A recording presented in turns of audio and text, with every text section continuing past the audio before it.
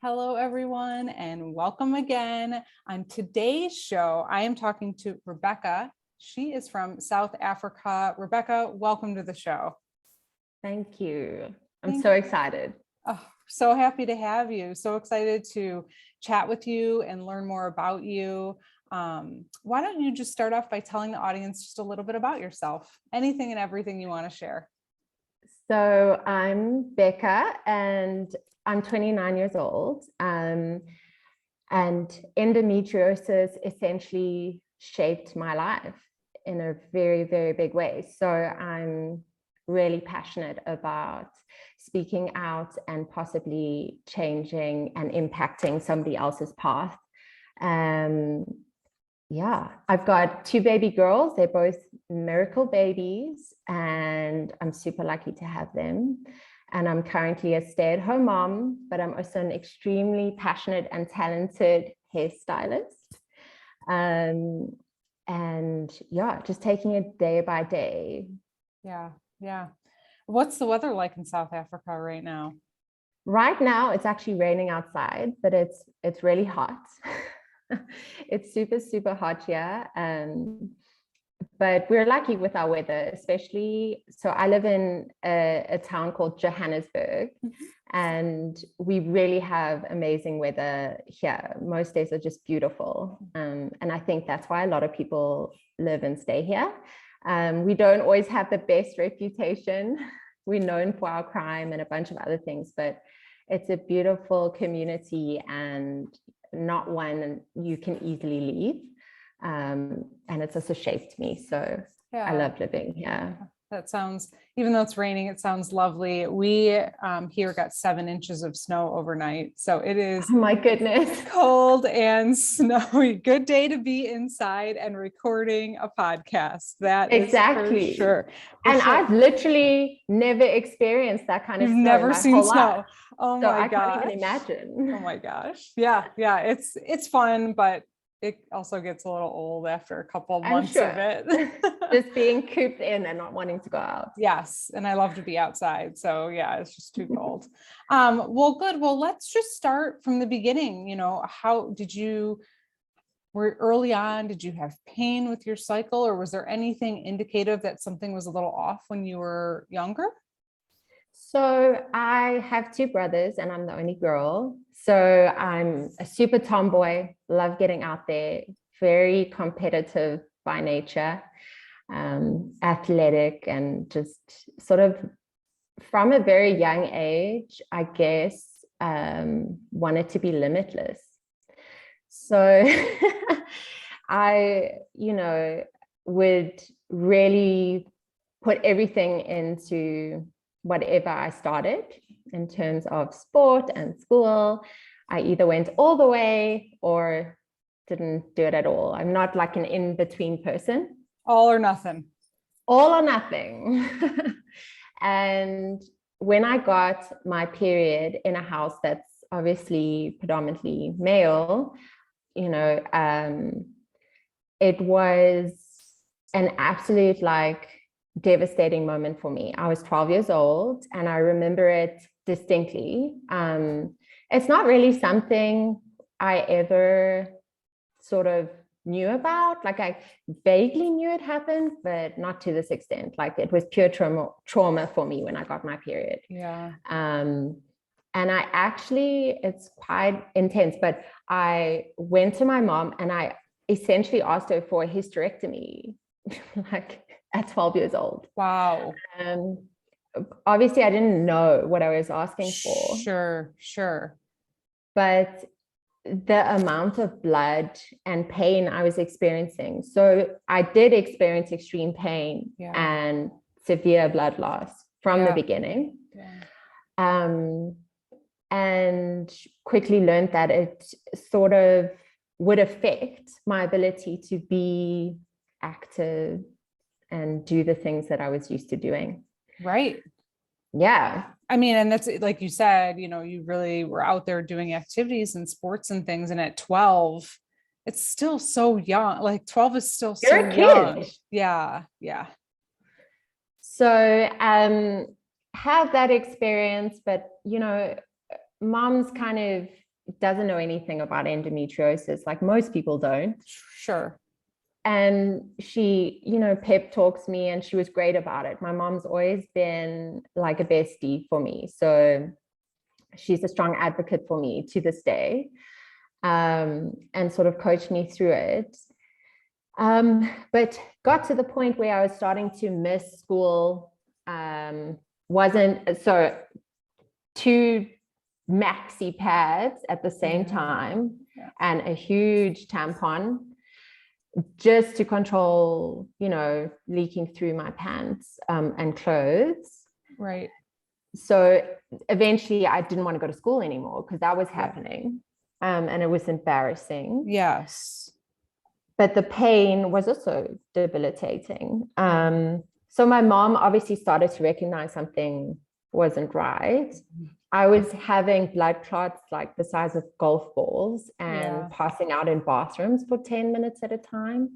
People would have to come find me. But you all think, like, you think it's normal. And the fact that I grew up in my family, they were predominantly pastors and Christians.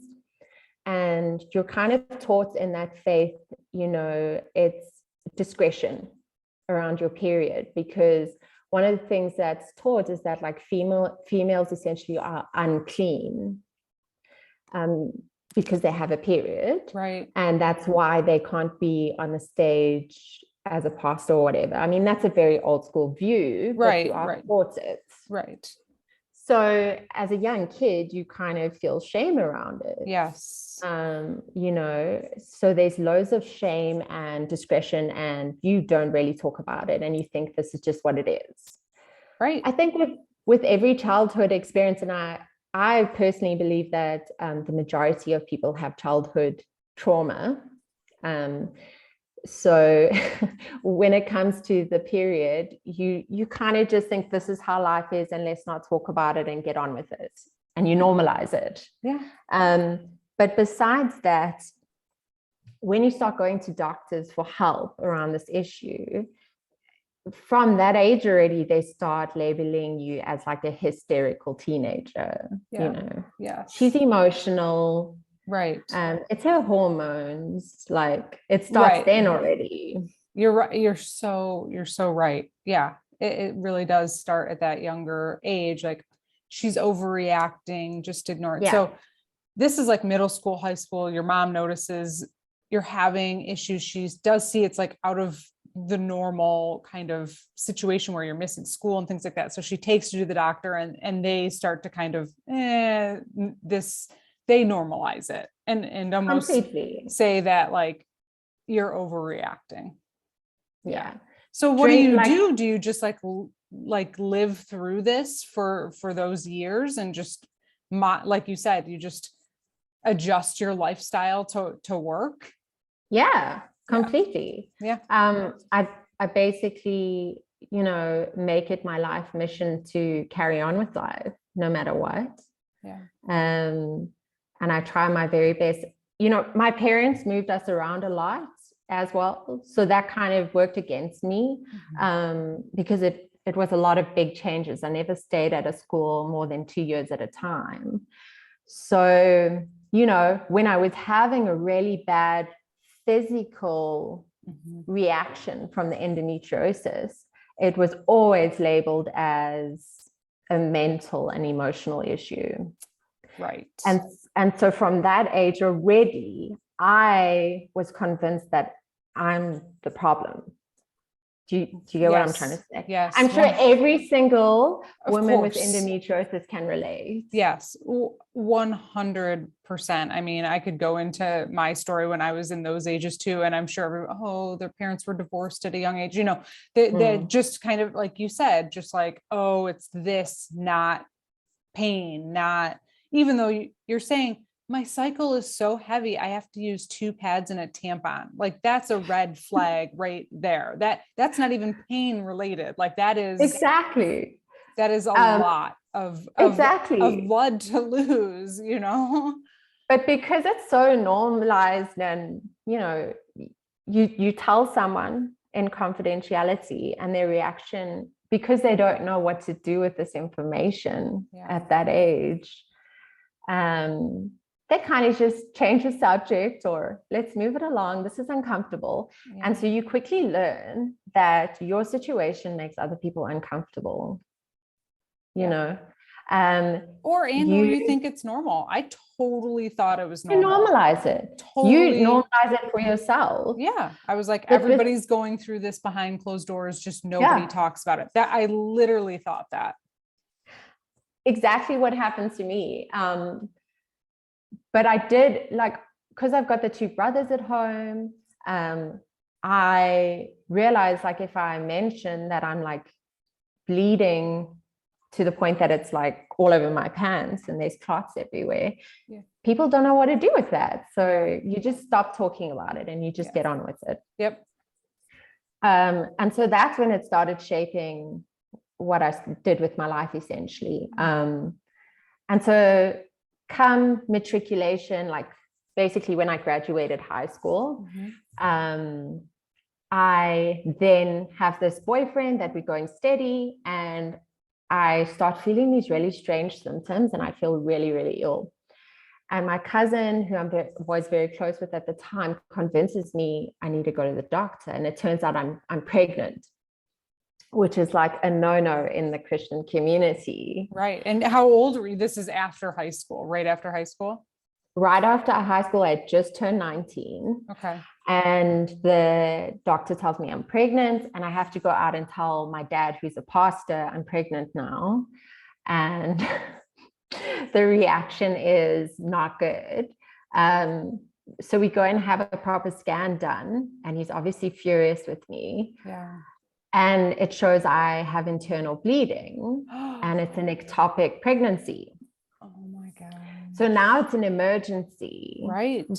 But in South Africa, we don't, I mean, it's much like the US, where medical aid costs us a fortune. Yes. And even then, it doesn't cover what you need. Right, right. So we didn't have medical aid at the time.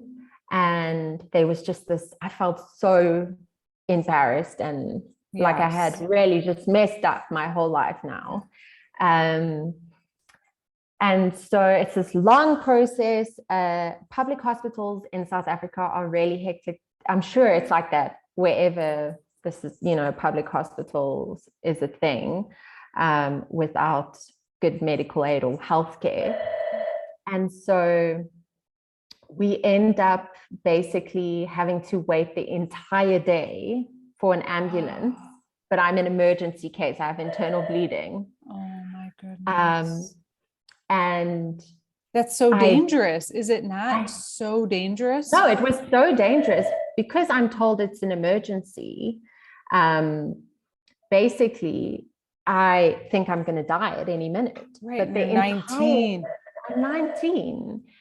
The entire day passes, and I now basically am just waiting for impending doom. Sorry, the spell is going off. That's okay.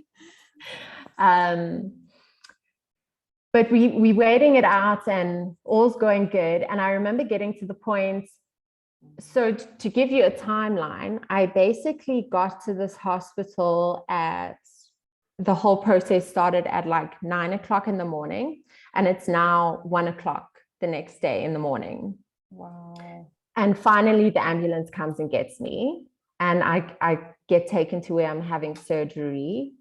And I just remember like lying on the bed thinking, you know, making deals with God. Like, if you save me, I'm never going to fuck up again, because I'm still a staunch Christian now. Like, and basically what ends up happening, I have this major surgery where they do like a lobotomy. Yeah, you know, across the big stomach. cut. Yeah. They cut across your entire stomach. Exactly. I wake up and I'm told, oh no, it was like this huge cyst that ruptured, and we got rid of it, and it just like caused a bit of internal bleeding.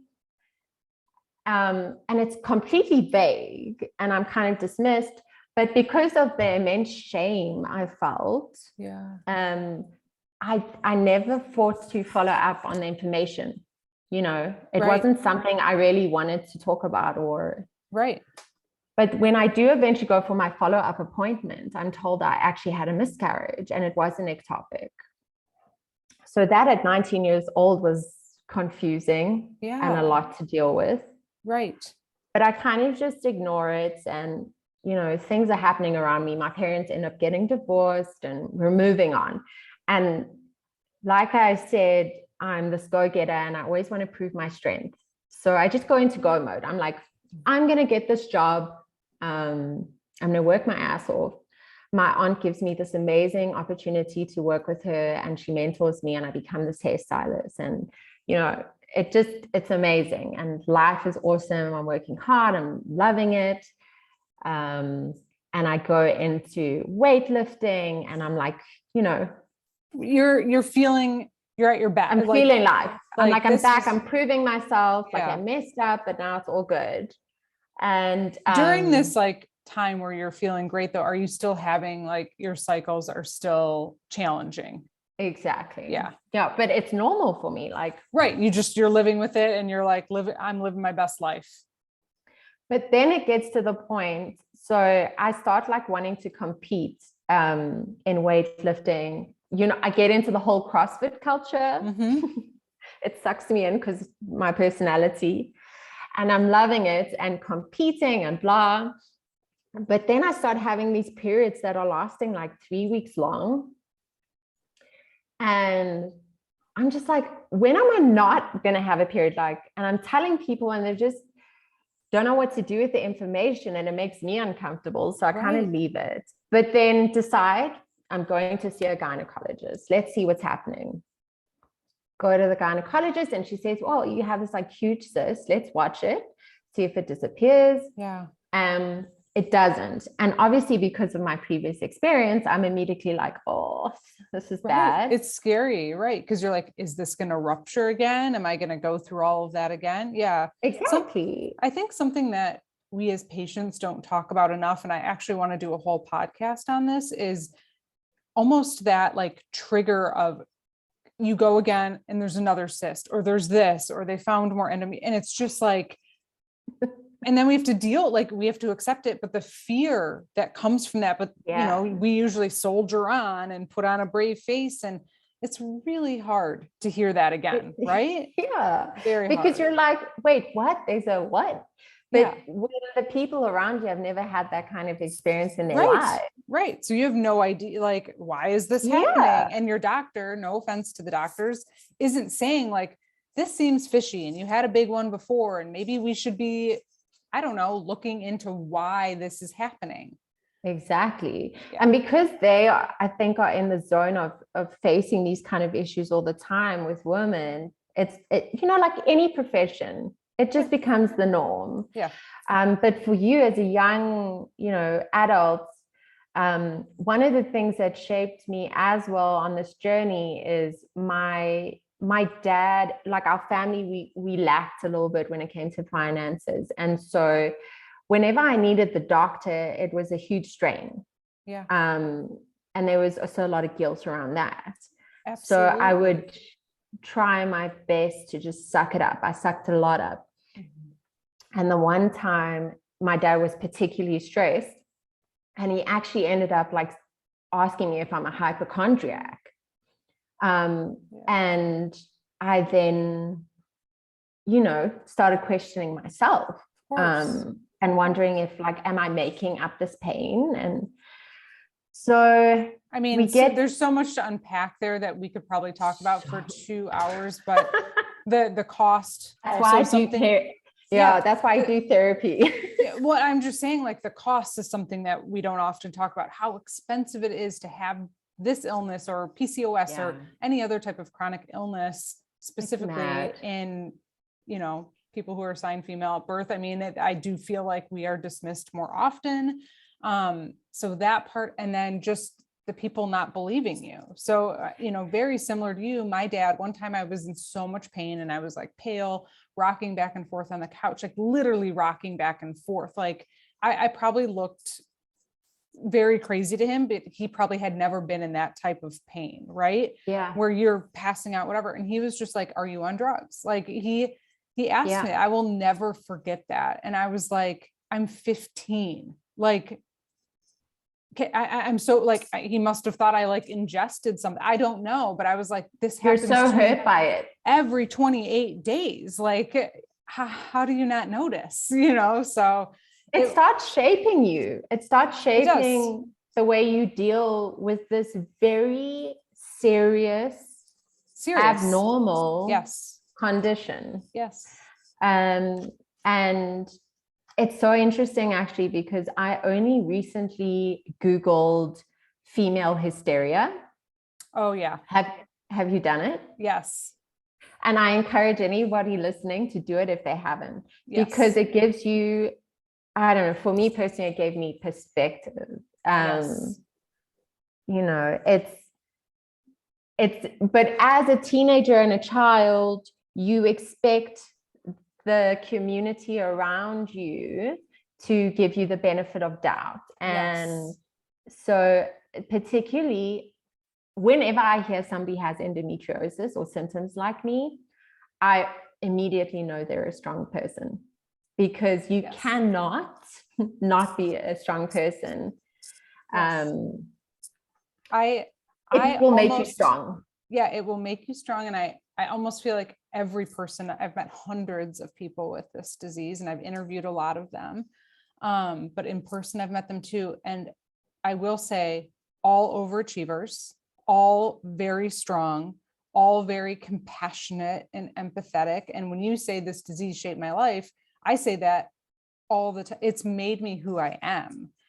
And it's because of all of those things that you're talking about that happen in the early years that we turn into these like strong humans. Like cyborgs. No, I'm joking. Yeah, I don't know. But I feel like if the apocalypse had to happen, like just get the Endo girls together. We got this. We got it. Right. But with that being said, that's also not okay. We should be allowed to be in pain and take rest and be vulnerable. And that needs to be accepted. And I'm angry about it. Me too. No, like I'm angry that I had to,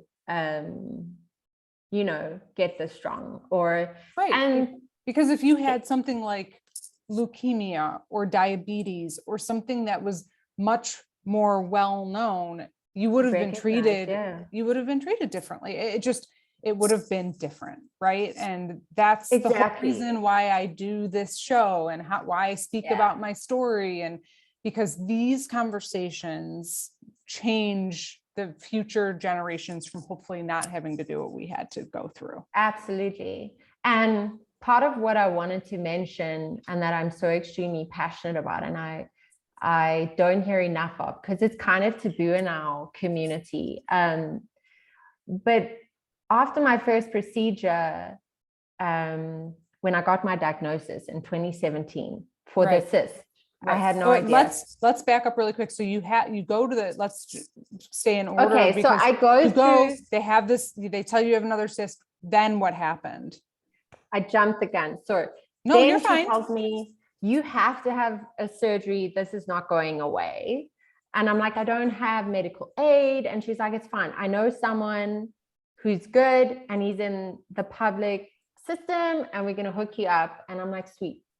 She hooks me up, and basically in South Africa, when you go to the public hospital for a surgery, usually the wait's very long, but if you, it's quite corrupt here, the system. So it's who you know in some ways. Yeah. And so I managed to get in quite quick, but then you have to wait in the hospital for about a week, because in the hospital, like actually in the hospital, like you have to be admitted and you have to almost be like a guinea pig for the students in a sense. So they're learning. Right. And the way they're learning is like, they're basically practicing their, how they do their bedside manner and like asking you questions. And so that's what you are. You're a guinea pig for now. And I'm just like, fuck, I just want to get rid of the cyst. Yeah. So you wait it out. This is my second experience in a public hospital. And I'm in a very large room. There's like 5 other women in the same room as me, hugely disadvantaged, because there is a huge gap in South Africa. The poverty and privilege, there's just like no in between. It's like you either extremely poor or extremely privileged. Right. And just horror stories around me. Like literally had 2 women at my bedside showing me their prolapsed bladder at one point. Oh my gosh. And it's terrifying. This is just terrifying.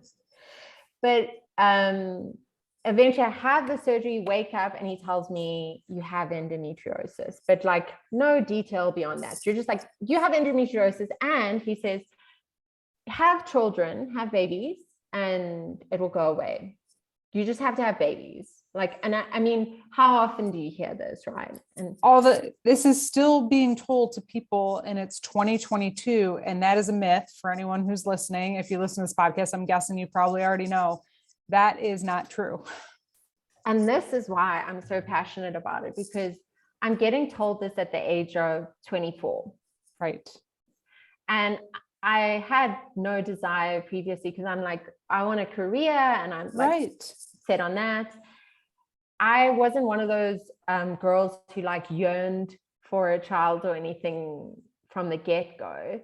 But when you're given an ultimatum, essentially, like you start to think about it. Of course. So he tells me, and I'm like, whatever, this guy's like full of shit. And I do basically like fob him off.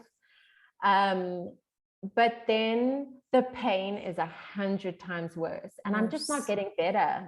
Yeah. And I'm like, I thought this guy sorted it out. What's going on? Did you Google like endometriosis? Did you start to, and then be like, oh, don't we all? Yeah. But what was it like such a huge like awakening moment of, oh my goodness, since I was 12, this is why I've experienced I remember when I figured out, I was like, how did it take me until I was 24 to like, I've been talking about this since I was also 12, like how? No, it was a moment like I've been telling you guys. Like, hello. Yeah. I felt so like it did give me strength in a way. Like I was like, okay.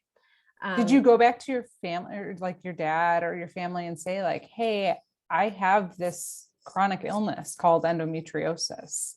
I did, but by that point, I think my family had, in a sense, sort of decided that I was just dramatic. And I do believe this happens to the majority of women with endometriosis, is people then just see you as sensitive. And because of the journey you walk with endometriosis, and it's such a difficult, painful, hard one, and you get very little empathy and support, you then do become sensitive. You do become extremely empathetic to the people around you and aware of their vibes and their pain and their trauma, because you've been through it. So you are sensitive, and it just gets bundled up into this hypochondriac label, who's always looking for a reason to be sick or unwell, or in the bed, and that's why a lot of you say, like you mentioned, you've met hundreds and hundreds of women who are overachievers and push themselves beyond the limits. And the reason we do that is because we are not getting the support from the people we need as the most. And we feel we have to prove ourselves. But sometimes we are physically incapable, because we are literally having a scientific thing happening in our body that, anyway, I'm getting like heated now. No, but I feel the same way. You're absolutely right. Sometimes I have to reconvince myself, and I'm someone who's like considers myself like a semi-advocate. And sometimes I even start to question myself. Is that really pain? Is it? And it is from the years of people not believing us or thinking we're hypochondriacs, or friends just being like, oh yeah, you probably just want to stay home and watch TV. Do you think I want to stay home and watch TV? I want to see you. I want to go to nice dinners. I want to drink wine. I want to eat gluten. Like I want to do all of those things. Like this is not an excuse to lay on my couch. Like it really isn't. But I started to question it, like big events would come up and I would be like, I am not feeling well, but am I just making this up in my head because I don't want to go to this event? And then I'm like, no, this is an event I've been looking forward to for months. Like, so it's just, it's really challenging. And again, when you were talking about empathy and being empathetic, I had chills, like when you were saying that, because this disease just makes you take a lot of step back, and you start to, no matter what somebody else is going through, you see that you have a different level of empathy for them because you've been in the shadows for so long dealing with something. So you literally can feel everybody in the room. Yes. Like you can feel, and I have experienced that with other girls that I've met, women that I've met with this condition. Yeah. But it's because we've had to develop it along the line. Yeah. It naturally happened to us. Right. So Endo, you get this diagnosis, doesn't really tell you, he tells you that you need to have children to cure it or for it to go away or whatever, which is a myth. What happens next? You're 24. I'm now determined to push myself to the limits. I go so hard into trying to prove my strength that I literally become an Olympic weightlifter. Amazing. I mean, I like to weightlift, so that's a huge accomplishment. The CrossFit thing, you know, and it was frustrating me so much. I just was like, anybody who's done CrossFit, when you're introduced to the snatch and the clean and jerk, it's so complex, but it's not. It's simple, but it's not. And I just became obsessed with those two movements and decided I want to do this properly. So I go and get a proper Olympic weightlifting coach, and I'm training, and I'm like, I get strong. I get so strong. I'm literally lifting and squatting more than the guys in my gym. Like the most I squatted, and I didn't even make it that far, but the most I squatted was 137 kilograms. And I'm super proud of that. Amazing. And I'm pushing my body to the absolute limit, but I'm still in debilitating pain. Yeah. And I think this is like the norm also, because I'm training so hard and I'm just like, I am pushing myself. I also decide I'm going to run half marathons without training, and I do that. And I'm like, I'm literally getting out of control, trying to prove it to myself. Yes. Now that I look back, yes, I'm proving it to myself that you're worthy. I'm like, you're not weak. You're not a hypochondriac. You are strong AF, like going all the way. Yeah. And I wanted people to recognize my strength. I wanted people to say, that she's hardcore. Like, don't, and I'm in complete denial about having endometriosis. I'm like, they did the surgery, I'm cured. Right. I'm fine. That pain I feel, it's normal. I totally get it.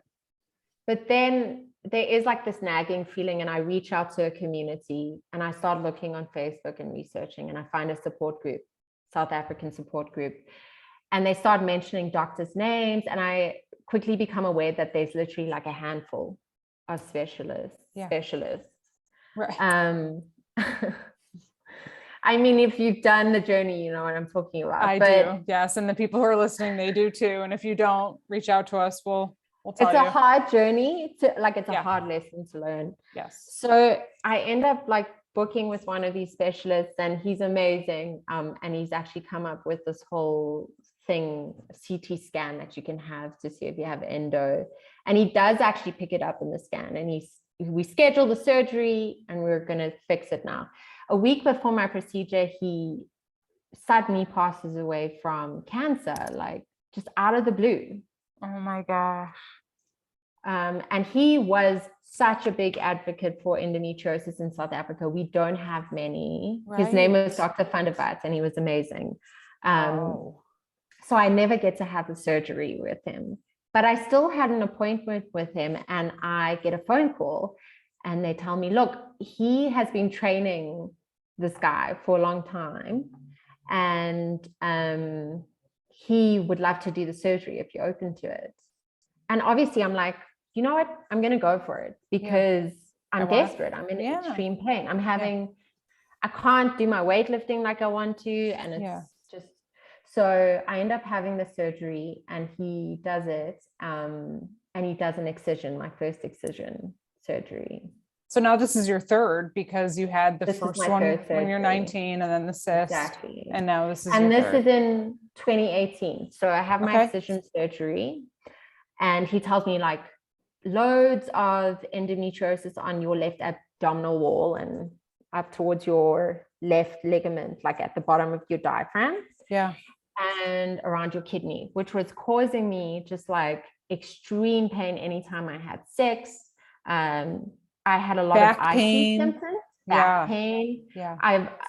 They literally thought I had IC at a point, you know, because I was just like, it was nonstop. But after that surgery, I did get some relief from it, but I was still battling. And like, it's confusing when you have them and you're like, I should be better. Like, you know. Yeah. And then you start to think like, am I like seeking something to like, because I'm so used to pain, am I like looking for something to be in pain with? But you're genuinely in pain. Yeah. I literally had to stop doing my weightlifting, but I'm thinking it's about other things. But every time I would do heavy squats and train, and I'm competing at this point, like I'm literally doing competitions. It was so triggering. I'd be in so much pain for the entire week after that all. Because when you weightlift, I'm not an expert, but I like to weightlift too, not to those levels of weight that you've done, but it is natural. You just get inflamed. That's why you have rest days, Absolutely. Right? That's just part of training, right? Your body is reacting, but we have a disease that causes us inflammation already. So my assumption, not a doctor, is that if you were training super heavy, then for the days after, you were really feeling it because your body was already inflamed. And then, But I had normalized pain so much that like you live with it. Exactly. I started to notice, like if I got burnt from the stove or a hair iron, because I'm a hairstylist, like I wouldn't react. I literally like it would burn me and I literally didn't react. Like my perception of pain started becoming kind of warped. Very high tolerance to pain because you were so used to being in it. I'm sure you have the same. I do. People all the time. You have to. My 9 is probably someone's 15. Not that it's a competition, but right. Yeah. So you just continue to push yourself. So in this time of doing all of this thing, I like meet this amazing man. We fall in love. And I'm being told by all these doctors, every time I wake up from these surgeries, they're telling me, you know, you need to get cracking on having babies now or you're going to struggle. Like, and it could cure you. This is going to cure you. Like you keep getting told that. And when you're in your darkest days and your darkest moments, you will take like willing to do anything. Yeah. Because it will take you to your absolute limits. Yeah. And it will crush you and test you. And so by this point, I'm in love and I know I want to have these babies. And when you give in, as I said before, the ultimatum, you heavily consider it. So I'm 27 now and I decide like, you know, I want to have these babies and we're engaged and everything's working out. So we get pregnant and get married at the same time. Not because I'm pregnant. We were getting married anyway. Yeah, you were already engaged. Yeah. And have my baby in the beginning of 2020. And a week later, the pandemic hit. I was just going to say, a challenging time to have a new child. For everyone. Yes. But how was that pregnancy? Did things go okay? Like, were you like high risk? Or? An extremely challenging pregnancy in the sense that I had really bad GI issues throughout. Like I vomited throughout my pregnancy. You know, morning sickness is obviously a thing. Yeah. But it never went away. So I would vomit daily and it was quite debilitating, but I carried on with life. My GI in general, but I will say it did alleviate my pain with endometriosis significantly. So now I'm like, oh, it's working. Well, you were pregnant, right? Yeah. Like, I'm cured. I'm cured for sure. Like positive vibes. have the baby, and like 10 days later, I have this massive hemorrhage. Oh, Like no. I'm breastfeeding on the chair, and it just like, it literally starts gushing. And obviously I'm used to like a lot of blood every month. Right. But this was, different. I was literally convinced I was dying. I said to my husband, you know what, like, take care of the babies. I started saying my goodbyes to him, literally was saying goodbye. And he rushes me to the hospital with our newborn. And the doctor determines that it's like a rare uterine infection and treats me for that with antibiotics. I'm in hospital for 4 days, and eventually he does a scan and he sees that there's like a lot of tissue inside, and there's a retained placenta. So he does a D&C. So I've gone into surgery again now. So now you're at 4 after just having a baby. 4. And I had a cesarean because of, you know, my past. I decided on a cesarean. I didn't want to do a natural. Like I've had enough trauma. So I did that. Had the D&C, all's well now, but I'm in extreme pain like a week later once I'm home, and now I have C. diff. Oh my goodness. I've contracted C. diff. So they're treating that, like, and I'm starting to have these weird symptoms where I'm like having little seizures and passing out. And now I have a jaw infection. Oh my goodness. And a new baby. And a new baby in a pandemic. Oh my goodness. So, and because of my journey, and this is what I actually want to mention, because as a mother with endometriosis and the resilience that I've gotten through the journey, I unfortunately do not accept help very well. Like, and with it being a pandemic, I did not want anyone around my new baby. And unfortunately, it was inevitable with the circumstances that I got postpartum depression in a very, very hectic way. Yeah. But I'm oblivious to this because I'm just used to suffering at this point. Right. I have to have this tooth pulled in the chair and like C. diff. Oh my gosh. Yeah, that's a lot in a short amount of time during a global pandemic. But then I bounce back. And I'm still in the back of my mind, I've got in my head that like, I'm going to struggle to have more babies and she needs a sibling. Yeah. So I get pregnant again 6 months after. Like I literally get pregnant immediately. Okay. I mean, juicy. Yes. So I get pregnant, and it's also an extremely difficult pregnancy, but I think like this is just my jam. It's hard. Yeah. Vomit every day. Have the cesarean, but because of the pandemic, my husband is not allowed to be present. So I'm alone. Yeah. But I've been alone in surgery, so it's not a big deal. Yeah. It's still hard. But it's still hard. But she was a breech pregnancy. Like she was in breech position, which means like her head was up. Right. And usually babies towards the end of pregnancy, like, you know, they tilt down. Their heads go down into the pelvis, right, to get ready for the birthing process. But she stayed in the same position their entire pregnancy. And that, like, for me was already a bit of a warning sign. I was like, that seems a bit strange to me. The baby didn't move around. Right.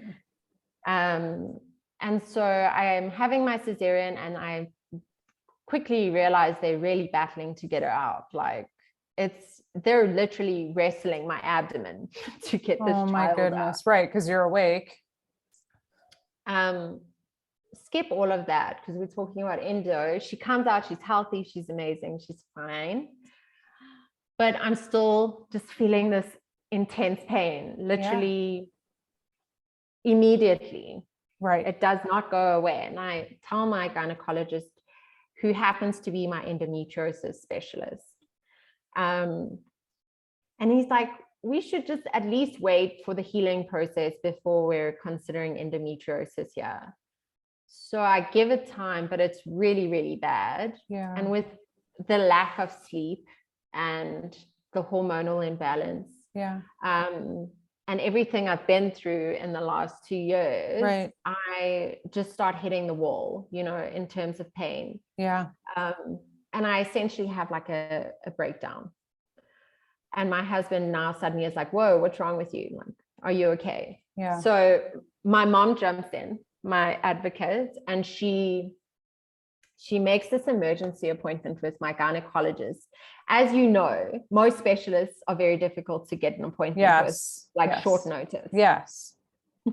Very and hard. every single woman with endometriosis knows it's an emergency every time, right? Right. It's like, it's similar to the whole depression thing. Like, you know how anybody who's taking antidepressants know it takes like 3 weeks to actually kick in, which seems so bizarre, because by the time you get to that point, you're like, please help me. I need it to work. Yes. Yes.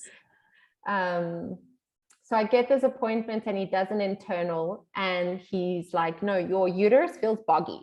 Like, yeah. And I'm like, okay. And he thinks it's adenomyosis. But at this point, I'm just at the end of myself and I'm like, I just take it out. Like 12-year-old me is rooting for the uterus to just yeet out of here. Yeah. Maybe your intuition at that young age. For sure. It was a mad moment for me at that point. Yeah. But we discuss, all of it. And he says, if it is, then I've got to take it out. Are you comfortable with the hysterectomy? And by now we've had a journey.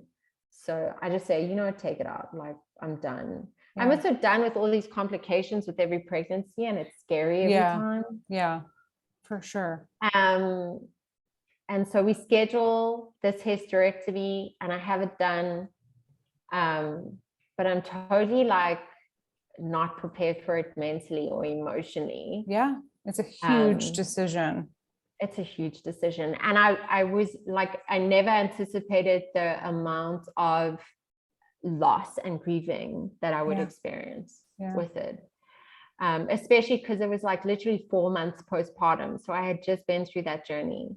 Right. A lot of hormones in the past couple of years too. It's just having new babies. And like you said, the lack of sleep, you had a lot going on in those couple of years.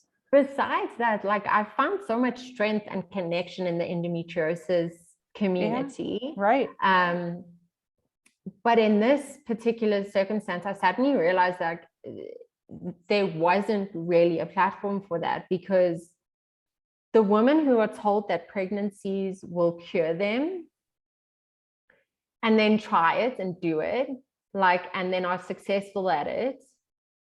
When I was looking at that, there are some platforms that like literally shame actually having, actually getting pregnant because you can't look after them properly. So I'm recovering from this hysterectomy and I'm feeling so guilty because both my children are girls. And as we know, endometriosis is a genetic, like it's hereditary in a lot of cases. Yeah. So I'm feeling this immense amount of guilt. I'm like, I've brought these 2 girls into the world and they could have this journey.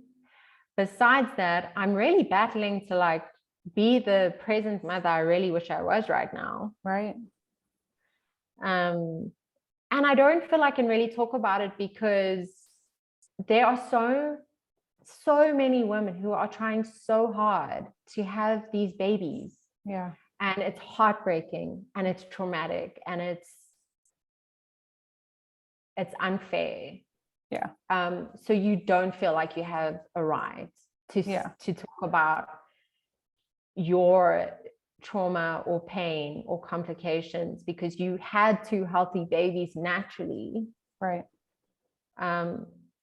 So it's layered, right? Like all of the things when it comes to this thing. Very challenging. And I do think there's judgmental sometimes around hysterectomy too, because it's not a cure, but if you have adenomyosis, it will, I mean, you had the symptoms of adenomyosis at 12 with your super heavy period. So it's very challenging because like you said, there are some things that are not accepted, but you have this wonderful supportive community and it's just challenging. It's very challenging. You should be able to speak openly about your personal journey. And I know how challenging it is for people to get pregnant, but I'm very happy for you that you were able to get pregnant and so grateful that that was able to be something that you could do and something you wanted to do, There needs to be more of that. But at the same time, I now realize that in a lot of ways, and that's why the first thing I said was like, it's shaped me, endometriosis, because in many ways I was pressurized into having children at a young age. And, right. you know, once kids are in the world, here they are, and they're your responsibility. And it's like the greatest thing I've done, but it's hard because I have this endometriosis, and every now and then mommy disappears to the hospital. Right. And sometimes has these complications. Yeah. So besides that, like, there is so much strength, I think, in just talking and communicating. And like I found strength in your podcast, I feel like the more stories that are heard and situations, the more we realize that it's way bigger than we often feel and think it is. So many more women are dealing with this without even knowing about it and just accepting it as their norm. Right. And I talk about, I mean, we've talked about it a little bit here, but just even the access to the care. There's so many people that can't even access the proper care. And it's so far beyond a painful period, which is sometimes is what it's labeled as. It is so many more layers, like you said, just so much more in depth. It's a full body condition, in my opinion, and it affects your entire life. Absolutely. So how are you feeling now? I am feeling better than I have in years. Good. And part of that, which I wanted to mention on here, is I have found this amazing pelvic floor specialist, like physio specialist, who's very interested in endometriosis. And she has been a game changer for me, because obviously in 2 years, I had 5 surgeries. I've had a total of 8 surgeries. There's a lot of scar tissue and there's a lot of things. And when I say I feel better than I have in years, it doesn't mean that I feel like I think what the average person feels like. I still suffer from migraines. I still suffer from debilitating pain. And that's something I really wanted to make clear. Like, a hysterectomy did not take all my problems away. It does not cure endometriosis in any way. I literally did it because I think the 2 pregnancies in such a short span of time really pushed my body to the limits. And my uterus took an absolute beating because it had been abused throughout the years from endometriosis.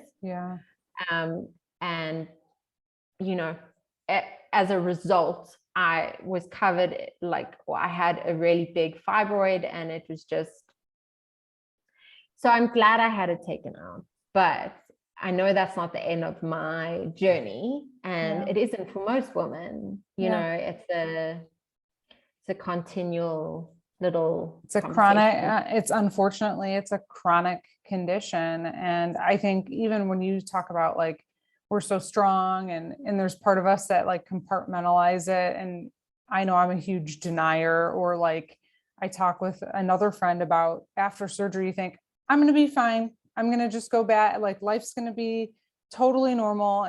And unfortunately, yes, things can get better. And I've met plenty of people who've had 1 excision surgery and they're fine. Right. I just think it's different for every individual. Right. But there's a lot more people that I unfortunately speak with that still just continue to have problems.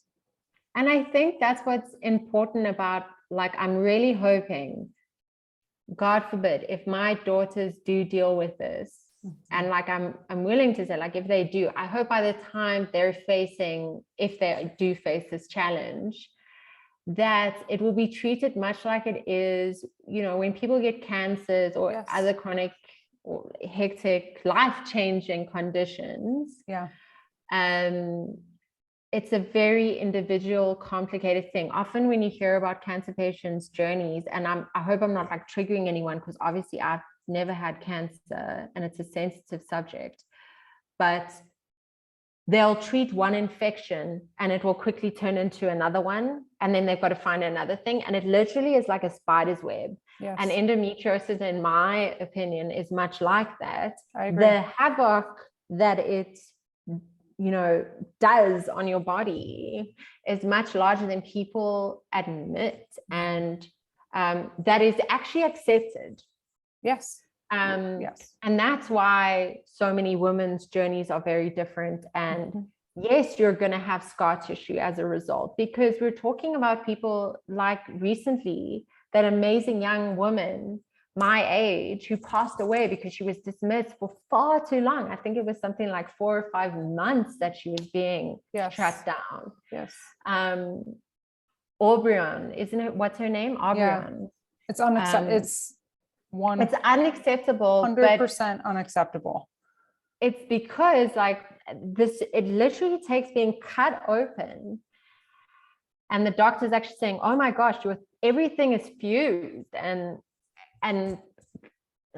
yeah, it's unacceptable that we have to get to that point before we get any kind of validation. Yes. Right. And as we were saying with the surgeries, when you have it, it's important to also have this common knowledge amongst all of us as a community that it doesn't mean you're now 100% fixed. Because I think that's one of the things I've struggled with the most with my family and my friends around me. When I've had a surgery, they're like, "Oh, you feel better now." Like, do you feel better now? Right. And it's really hard to be like, "No, I don't," because you feel like weird about it. Right. You're like, it helped, but I still have things that I struggle with. Right. Exactly. Exactly. You're like, I don't feel amazing. Right. Right. But like it's helpful. Like it's helped, but yeah, if it's not a migraine, my butt is hurting. And if you really want to know, like, if you go into detail about it, people would be shocked what we live with. It's so much more that I say all the time than a painful period. It's your bladder, it's your bowel, it could be your diaphragm, it could be your lung. I mean, it's like thoracic endometriosis is now becoming a main topic, and I met someone whose lung collapsed, I think it was 11 times, and I really would like to get her on the podcast because she was dismissed so much, and literally I think by the 11th collapse got the diagnosis of endometriosis. I mean, just seeing the best like thoracic surgeons, and they just didn't know, didn't put it together. So yeah, I know it's there's a lot of work to be done. I think it's gotten a lot better on a positive note from when I started. At least people know what the word means. There's more understanding, but we need early diagnosis. We need doctors more informed. We need early treatment that's not surgery. I mean, there is a lot of work to do, but having conversations like this, these are the first steps in getting the word out there and sharing with friends and family. And when you hear somebody's having certain symptoms, going to them and saying, have you been like, have you talked to your doctor about this? And if they don't understand it, is it possible you can find another doctor? So the, small community steps, I think, are how we're going to get there. Unfortunately, it shouldn't be that way. It should be from the top down, but I just think we have a little bit of an upward battle here. But these conversations, with people like you who are willing to share the details, and it's very personal and it's very private. And so I appreciate you getting into the nitty gritty with us and telling us everything and being so vulnerable and transparent. So I appreciate it. Thank you for sharing. Is there anything else that you want to add, or tips or tricks or anything you want to tell the community? I think the one thing I'm going to leave here is that Google female hysteria and then reconsider, any doubt you have about fighting for a second, third, fourth, fifth opinion. It's uncomfortable. It's uncomfortable to, push an issue when another human being has essentially told you that it's not an issue. So in this, it's really important to keep getting up and fighting for yourself, because nobody else is going to do it like you will. So that's basically the last thing I want to leave with. Wonderful advice. Thank you so much for coming on and chatting with us. Yeah, I appreciate it. It's so awesome meeting you. So awesome to meet you too.